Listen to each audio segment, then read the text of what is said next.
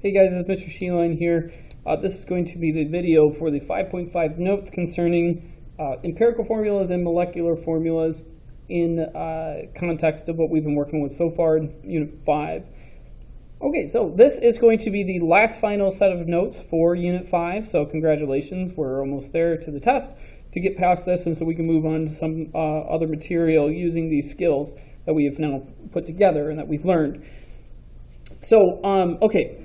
So empirical formula, just so you know, what we're doing here, just before we get into it, maybe if you've already looked at the notes and maybe deduced what we're doing here, what we're doing is that we're taking the empirical formula, we're taking molecular formulas, and we're more or less doing what I kind of mentioned that how we use these in Unit 5.4 notes. We're given percent compositions, we're given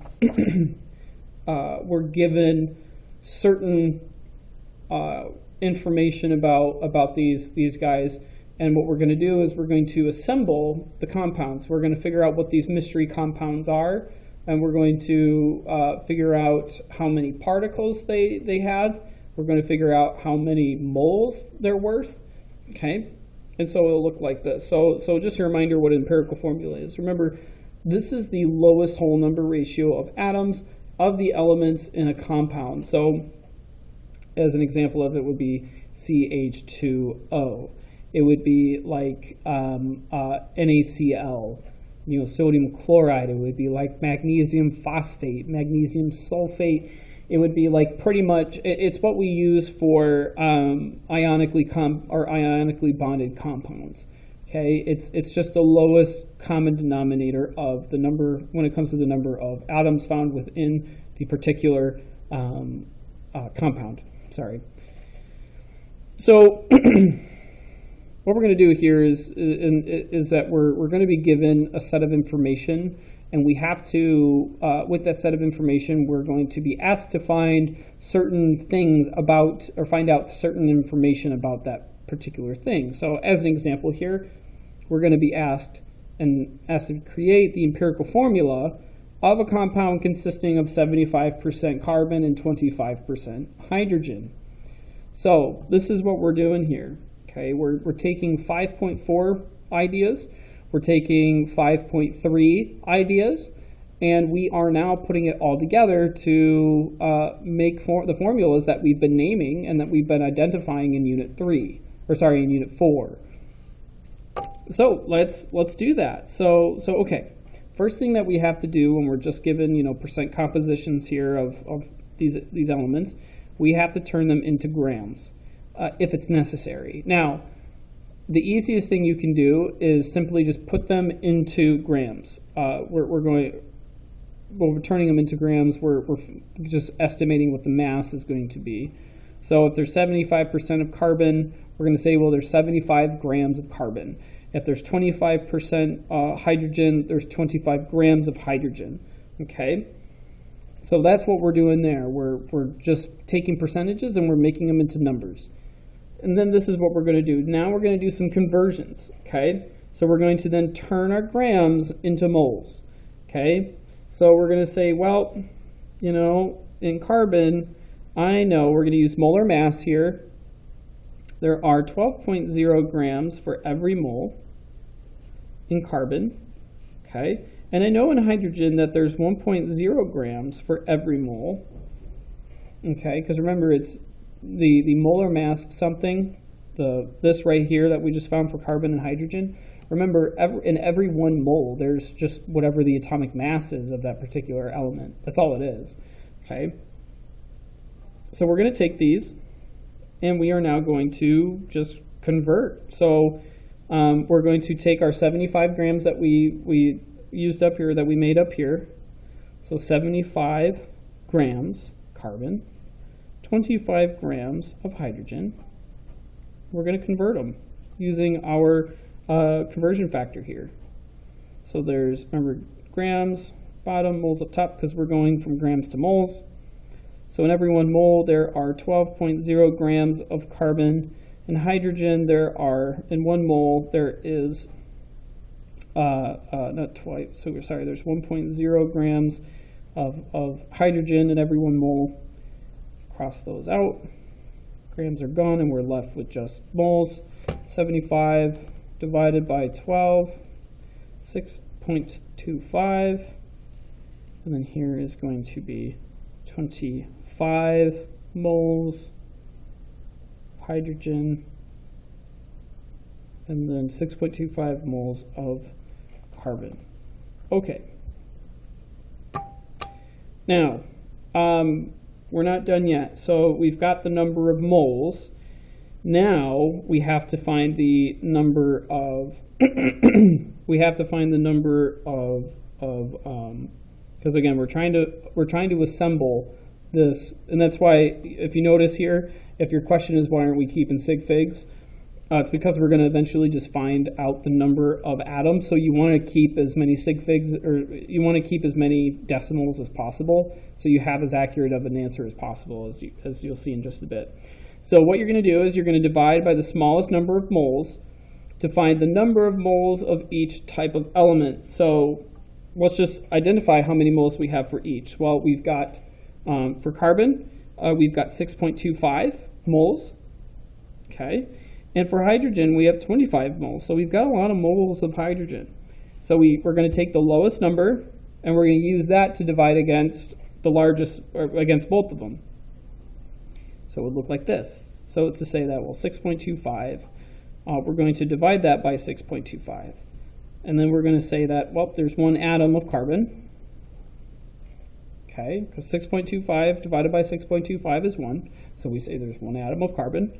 And then we're going to take hydrogen here, 25 divided by 6.25, and we're going to get 4 atoms of hydrogen. Okay, 4 atoms of hydrogen. And then what you would say, and for the most part, you know, actually, never mind. So then we've got that. Okay, we've got the number of carbon, we have the number of hydrogen atoms, and then we've got to just double check this. Now, I already know these conditions match up, but we got to check this out. Oh, excuse me. So number 4, make sure that the answers are whole numbers. So thankfully, we do have whole numbers. But if not, multiply, and this is not common, but if not, multiply or round to get the closest whole numbers that you can. Start from 2, work your way up to find out what's the best way to find a whole number. Okay. And then you have these instructions here. So if a decimal portion is within a tenth, okay, if it's within a tenth, just round up, round down. Okay, so meaning, let's say this 4 up here, let's say that 4 was actually like 3.9. If it was 3.9, no multiplication needed, just round up, okay? Or let's say if it was 4.01, if this was actually 4.01, just round down, okay? That's what we're saying here, okay? Just you don't need to multiply it. But if the decimal range is between, say, 0.11 and 0.89, you have to multiply until you get the correct whole number, okay? And you've got to multiply all of them by the same amount, okay? And then, like it says here, you just usually got to guess. Start at 2, work your way up, because obviously if you multiply it by 1, it doesn't do anything. And then after it's all said and done, then you write the empirical formula. Now in this case, we're good to go. Like, it's no problem. Now, if the question is, Mr. Sheeline, how do we know the order in which we should be writing these elements in the problem? Don't worry. Just in every single problem, whichever one comes first, or just write them in the order in which they come in. So because we started with carbon and we have hydrogen afterwards, it's CH4, CH4. Okay, it wouldn't be H4C. Okay. Because we don't really, so, and I just tell you that because we don't, as of right now, we haven't gotten into the specific chemical composition of formulas and the reasons why we write carbon and then hydrogen, okay? So for now, just the order in which they're presented, that's the order that you write them in for your answers. And again, so your answer here is CH4. Now,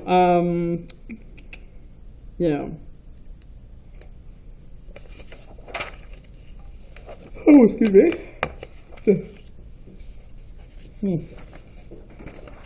So then let's take a look then at another example, but this time instead of giving the chemical or the percent composition, which given that it's just a whole extra step, we're actually given the mass of the stuff, and we're asked to make the empirical formula for it. Sorry, I didn't have it in here.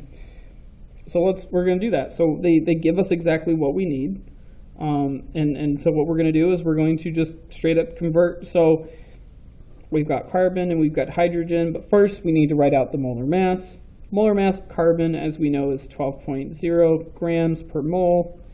Hydrogen is 1.0 gram for every mole. And we're going to use that as our conversion factor. We're going to use what we're given. So carbon, there's 0.409 grams of carbon. Okay, and we know that in 1 mole of carbon there are 12.0 grams. Cancel, cancel. And now we are, let's see. And now we're going to be at, we'll have the number of moles.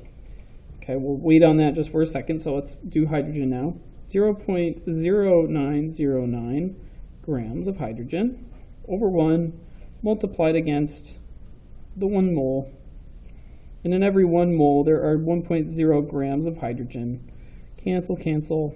Okay, then what we're left with here is that we have 0.0340833 moles of carbon. Because again, remember, we want to keep this as long as possible, okay?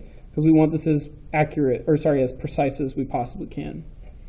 And then we just have the same thing here. We have 0.090 moles of for hydrogen. We have to determine which one is lower. This one's lower, so we're going to use this guy to divide against this and this to find out the number of atoms. So 0.0340833. Down here, 0.0340833. Okay. So, realistically speaking, technically these, I mean, if you want to say they're moles, because we're going from moles to atoms, okay. We'll just say those cancel out. They turn to atoms. Okay. So this would just be 1 atom, carbon, and then here 0.0909 divided by 0.0340833. That's going to give us this. We're going to get 2.666995273 is what we're given. So, what do we do?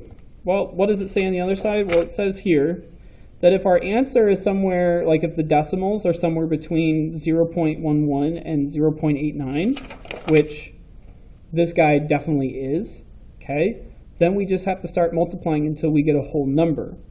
But we have to multiply both of these. Remember, we have to multiply both of them. So, but we're just going to focus, because this guy, since it's 1, we don't have to worry about him. Let's just multiply this until we get a whole number. So here, find that spot without a glare. So it'll be 2.666995273 times 2. Okay, 5.3. Not there yet. Let's multiply it by 3. Hey, I like that. That looks good enough to me. So looks like we multiplied this number by 3, and we got 8.000985. That is within that range, just to, in this case, round down. So we'll just round down to just 8. So we'll multiply this guy by 3, which means we have to multiply the carbon by 3. So that means then we have 3 atoms of carbon, and then we have 8 atoms of hydrogen. We'll combine those together to make our formula, and it's going to be C3H8 for our empirical formula. Perfect. Easy peasy. Okay. And then molecular formula. So the molecular formula, this is the one, this is covalently bonded stuff. Okay. makes molecules, molecular, molecules. So this is a formula that shows the actual number of atoms of each element in a compound. So that's like glucose here. So C6H12O6. That is because you could, if this were an empirical formula, you would round that down to CH2O. Okay, that's what you would round it down to. But because it's molecular, because you want to emphasize the exact composition of this molecule, because it's a structural molecule, well, it's structural and it's defining the structure of this molecule. You want to keep all of the number of atoms in that molecule intact in this formula and expressed in the formula. Okay, so what is as an example here, what is the molecular formula of NO2? Okay, so what we need to do first, we need to find the empirical formula.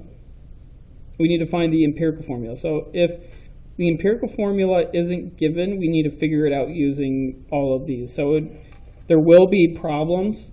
There will be problems where we're going to start here, and then we got to do all this, and then we come here, and then we have to make, the formula.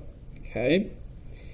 So now, if you're looking at this and kind of confused, like, okay, NO2 is already a formula, what do we have to do? It's just to say here that whatever substance we're trying to figure out, we're just given the ratio right here. That's all this is. It's just to say that for every one nitrogen, there are 2 oxygen. That's what we're given here. We're given the lowest common denominator when it comes to the ratio, meaning that, again, every 1 nitrogen, there are 2 oxygen, and we need to figure out specifically what the compound that we're working with is. Okay. So here, we don't have to worry about getting the empirical formula. We have it. It's NO2. So what we do here, as we already have in the notes, we're going to calculate the mass of that empirical formula. So it's going to be, so we've got 1 atom of nitrogen, 2 of oxygen. So this is just number of atoms, atomic mass. These are our elements here. Okay, this is the same little table we've been putting together. This is the total. Okay. And then we see that the total molar mass of NO2 is 46.0 grams per mole. Now, that is our, again, that is our, technically the mass, the empirical formula mass. So, okay, now this is what we do. So divide the molar mass given in the problem. Divide the molar mass by the empirical mass you just calculated. So this is what we just calculated. Okay. This gets you the multiplier. So this is going to give us the number of times we're going to multiply our atoms here, or our elements here within our formula. So if the multiplier is not a whole number, or is very, very close, you probably did something wrong. These should always end up being a whole number for the most part. Always. So like it says here, if you don't get a whole number, go back, something messed up. Okay, probably something in here or possibly all the way back here. So, okay, so let's say in this problem at the very beginning, they say, what's the molecular formula of NO2 that has a molecular formula, or molecular mass of 92 grams per mole. That's usually how they're given these questions, is like, you've got this stuff, and here's the molecular mass. Go, what substance do we have? So we just figured this out, and now we're going to take the molar mass, the molecular mass that they gave us. We're going to put that here. We're going to divide that by the empirical mass that we just found out up here, which is 46.0 grams per mole. We divide that, and we'll see in this case it's going to be a perfect equal 2. So this is our multiplier. Okay. So then what we do is that we then just multiply this 2 by the number of atoms that are found in the formula. So for nitrogen, there's just 1. For oxygen, there's 2. And we're going to multiply it by this guy, by 2. So then we'll have 2 atoms of nitrogen, 4 atoms of oxygen. and then we just combine them, and then we write it out. And again, we write it out. In this case, because we were given the empirical formula, it's a little easier. We just, add on to what's already, been given to us as, in the structure. So then our final answer would be NO2O4. Okay, perfect. And that's how in this case, how we would find the molecular formula if we were given the, whatchamajigits that I just said, if we were given the empirical formula. Now, this is a big boy question. So it's, let's see, or no, it's not. Dang it, I thought it was. They do give you the molecular formula, or the empirical formula, so, and also they give us the empirical, or the molecular mass, I should say, molecular mass here, and we've got to find the molecular formula. Okay, it's the same problem we just did, so just written out more closely what you'll see in your assignments. So the empirical formula for mercury 1 chloride is found to be HgCl. The molecular mass is found to be 472.08 grams per mole. What is the molecular formula? So we're going to figure out what that is. So in this case, we don't have to do the empirical because we've already done the empirical formula here. Or it's been given to us, I should say. So we just have HgCl, element, number of atoms, atomic mass, total. Okay. So how many atoms of mercury? 1. How many of chlorine? 1. The atomic mass of mercury, we're going to look up on periodic table, and again, just to one decimal place, so it's going to be 200.6, and then chlorine here is going to be 35.5, which is going to just give us 200.6, and then down here 35.5. Add those together, which is going to be 236.1. Okay, grams per mole here, technically speaking, as we'll see. So then what we do, we're going to take this, divide it by that guy, or this, and then, or divide, yeah, it's correct. I said that correctly. Yeah, divide this by this. So, okay, so then it's going to be 472.08 grams per mole divided by 236.1 grams per mole. Okay. Plot that into our calculator. And we get this. So it's so, oh, you can't really see that. It's so super close that's where it's 1.99949. I mean, come on, that's 2. Okay. So you have 2 for your multiplier. So then that means that your molecular formula here is going to be Hg2Cl2. And that's what your answer would be for this. Now, don't get too comfortable, again, because these are going to be, don't get too comfortable with this, because there will be questions where you will be required to find the empirical formula first and then the molecular formula. So make sure you keep that in mind, where from now on, like if you haven't noticed that a lot of these problems that we're doing, they're pretty long, okay? And it's going to be like that, where we're going to have these extended questions, and that's going to be even more prevalent in Unit 6. So keep that in mind. But it's really not that difficult a material. It's just a lot, it's busy is what it is. It's busy, not difficult, it's busy. Okay, so just keep that in mind. Take a deep breath, take breaks when you need to, and we're going to continue practicing this. If you guys still don't understand something, make sure you talk to me, make sure you ask around. Get a hold of me on Remind, Google Classroom, all that good stuff. So anyway, thanks for watching, guys, and I'll see you in the next one.